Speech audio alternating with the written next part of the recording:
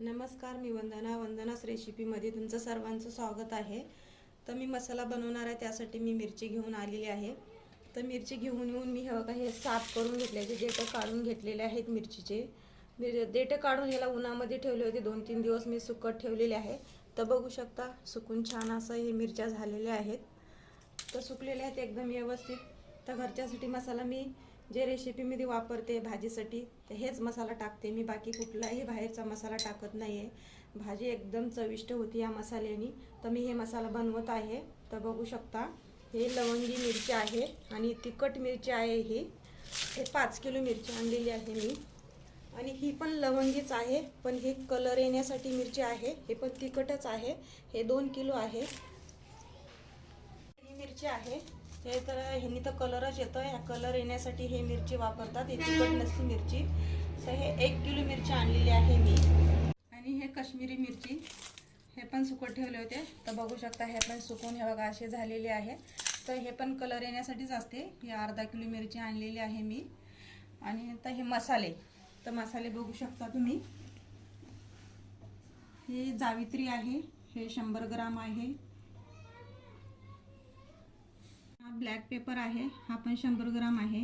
हा शायजीरा आहे, हा 150 ग्राम आहे। आणि चक्रफूल आहे, हे पण 150 ग्राम आहे।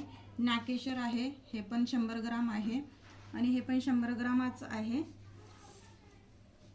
सावित्री आहे, हे पण 100 ग्रामच आहे। हा धने बघू शकता किती हिरवेगार आहेत, एकदम फ्रेश धने आहेत हे। तर हे बघा असेच घेऊन यायचे आहेत। धन्यामध्ये पण खूप सारे कलर असतात, क्वालिट्या पण असतात। तर मी हे बघा हे असे धने घेऊन आलेले आहेत, आणि एकदम सुगंध पण भारी येतो याचा। तर मी हे 1 किलो धने घेऊन आलेले आहेत। हे काळे मिरे आहेत, हे पण 150 ग्रामच आहे। आणि हे सुंठ आहे, 100 ग्राम आहे। दालचिनी आहे, हे पण 150 ग्रामच आहे। आणि ही मोठी विलायची आहे, हे पण 150 ग्रामच आहे। आणि ही लवंग आहे, हे पण 150 ग्राम आहे।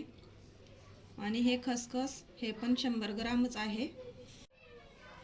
आणि हा जिरा, हा 1 किलो जिरा आहे। हा पण एकदम फ्रेश, एकदम छान आहे, बघू शकता किती भारी दिसतो दिसायला पण। आणि हे 1 किलो आहे। आणि हे दगडफूल आहे, हे पण पाव किलो घेतलेलं आहे मी। तर हे बघा हे असंच घेऊन यायचं आहे, आणि याच्यामध्ये खूप माती पण असते, याला साफ करून घ्यायचं। आणि हे सर्व मसाले पण साफ करून घेणं गरजेचंच आहे त्यामध्ये, कारण का माती असते। मी पण खूप साफ केलेलं आहे, थोडं थोडं माती पण निघते त्याच्यामध्येच, पण साफ करूनच घ्या तुम्ही पण। आणि हा तेजपत्ता, हा पाव किलो घेतलेला आहे मी। तर बघू शकता मी आता ही मिरच्या भाजून घेणार आहे सर्व, आणि हे मसाले पण भाजून घेणार आहे। आणि जे व्हिडिओ आता हे भाजलेला आहे ना, तर पुढच्या व्हिडिओमध्ये टाकणार आहे। तर आवडला असेल तर लाईक करा, शेअर करा, आणि सबस्क्राईब करायला विसरू नका।